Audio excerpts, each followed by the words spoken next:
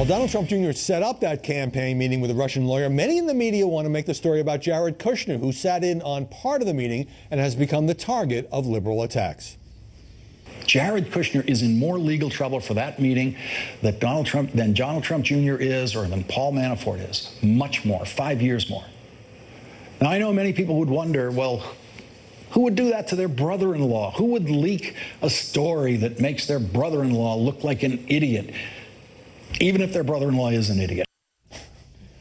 Lawrence O'Donnell in his inimitable style. Katie Pavlich, by all accounts, Jared Kushner did not engage this meeting, and he left there for a few minutes. Now, it's fair to criticize him for not disclosing the meeting on his security clearance form. His lawyer says that was submitted prematurely and was later amended with more than 100 other contacts.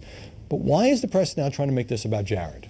Well, there was an allegation that the emails came from Jared Kushner's legal team. That was the allegation, so that is part of the story. I think it's confirmed that they discovered these emails in the course of researching. Exactly, so that's why he's coming into this in a bigger way. But the issue is that Jared Kushner is the reason why Donald Trump won the presidency. He had an operation going on to target voters. He was behind, the strategy of getting Donald Trump elected in places like Michigan and Wisconsin, and he was behind the scenes for a reason. He didn't go out front and cause problems for the president on the campaign trail or now. The media hates Donald Trump. They want to take him down, and they know that Jared Kushner is really the guy running the show at the White House and the one telling the president what to do. But I think this is much more fundamental. I mean, Jared Kushner is the only one of the three in the meeting that is in the White House. Works as a White House official. Has a security clearance, does all those things. I mean, so I think that's what is the sort of sea change in these emails, is that now the investigation or the evidence has implicated him. And he is not only a senior and influential White House official, but he is the president's son-in-law. And I think all of those in the media who would love to attack the president on this feel that they would like to scuff up Jared Kushner. And so it strikes me, since it wasn't his meeting, I mean, you can say, yeah, he sat there and then he left, but it strikes me as the focus is a little unfair. Do you disagree? I think, again, because he is the only one of them that's in the White House, that's why the focus has come to him, fair or unfair. I think, and you will correct me if I'm wrong, that many in the media resent Jared Kushner because he's a young, wealthy guy. He's got huge responsibilities in this administration. Obviously, the fact that he's married to a Trump is why he's there. And he almost never gives on-the-record interviews to the press, and so he's an easy target. He kind of keeps his head down and does his job.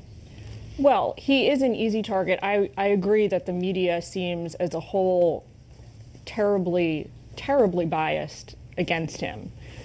But that said, he's got a target on his back, not just because he's young and he's wealthy and he's successful and married to the president's daughter. He's got a target on his back because the president has made him a foreign policy advisor.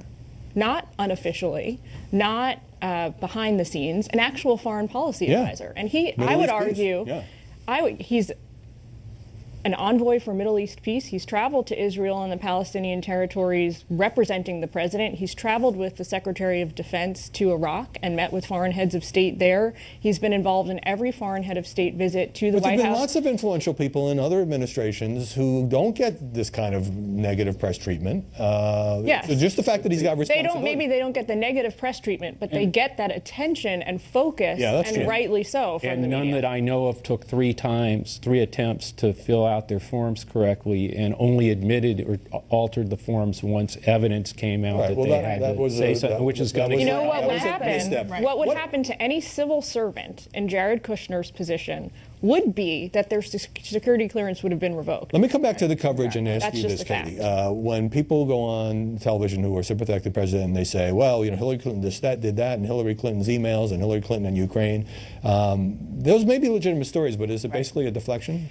I think it is. I mean, yes, the Clintons did very bad things. That's why people voted against her to put Donald Trump in the White House. This argument that because Hillary did it too, then it's fine for Republicans to do it after they've been campaigning against the Clintons for 20 years doesn't seem like a standard that Republicans should want to live by. If it's not okay for Hillary Clinton to do it, Republicans shouldn't think it's okay for them either. Washington Post ABC poll out this morning. 63% say the Russian meeting was inappropriate, including 1/3 of Republicans. And by the way, you know how the President Trump's meetings or conversations with foreign leaders often seem to leak? London Sun reporting today on transcript of his conversation with British Prime Minister Theresa May, possibly about a possible visit to London. I haven't had great coverage out there lately, Teresa, says the president, and she replies awkwardly, well, you know what the British press are like. Katie Pavlich, Jillian Turner, Joe Trippi, thanks very much. Ahead, Britt Hume suggested this meeting was kind of a farce. What does he say now about the media coverage? But up next, White House aide Sebastian Gorka ridicules CNN's ratings on CNN. What's up with that?